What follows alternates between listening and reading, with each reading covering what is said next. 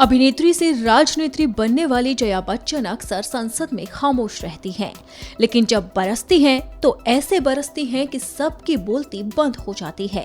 पिछले 2 दिनों से सपा से राज्यसभा सांसद जया बच्चन जमकर बीजेपी पर अपनी भड़ास निकाल रही हैं। सत्तारूढ़ पार्टी को हार का श्राप देने के बाद आज उन्होंने लाल टोपी को लेकर तंज कसा। उन्होंने सदन में चर्चा के बाद मीडिया के सवालों का जवाब देते हुए कहा कि चुनाव आ रहे हैं, इसलिए ये लोग टारगेट कर रहे हैं। ये लोग लाल टोपियों से घबरा गए हैं। ये लाल टोपी ही इन लोगों को कटघरे में खड़ा करेगी। दरअसल आज जया बच्चन से समाजवादी पार्टी के नेताओं पर छापेमारी को लेकर सवाल किया गया था।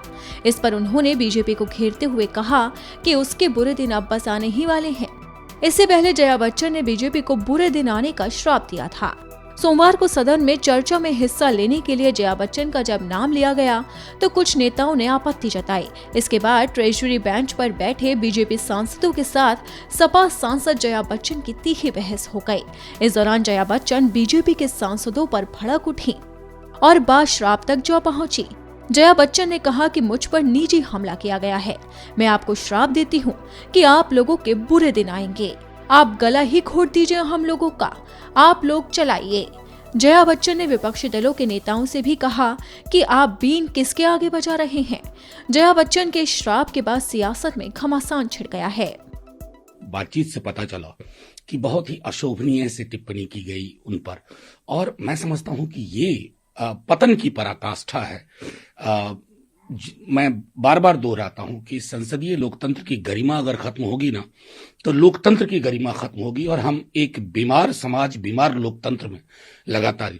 आमतौर पर जया जी कभी भी कूल नहीं लूज करती हैं, लेकिन जब आप उस तरह की अशोभनीय टिप्पणी करेंगे तो किसी के लिए भी मुश्किल है अपने को काबू रखना। वो उनके वहां पे, उनकी बहू के वहां पे ईडी का जो रेड पड़ी तो वो बौखला गई है, और जिस तरह वो मांगे रखती है। कल इतना बढ़िया बिल चल रहा था पूरे देश के युवाओं के लिए कि नार्को टेस्ट के लिए जो बिल चल रहा है उसकी चर्चा नहीं कर रही है, और 12 सदस्यों की बात कर रही है कि जो 12 सदस्यों जो सभापीठ का अपमान करते हैं और जिस तरह सदन को चलने नहीं देते, वो किस तरह की भाषा वगैरह यूज करती है। तो उनको समझना चाहिए कि हम इस राष्ट्र के लिए क्या कर रहे हैं।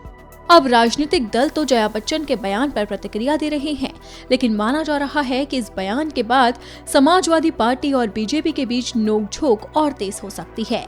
वैसे भी अभी उत्तर प्रदेश में चुनाव होने वाले हैं, जिसे लेकर सपा और बीजेपी आमने सामने हैं।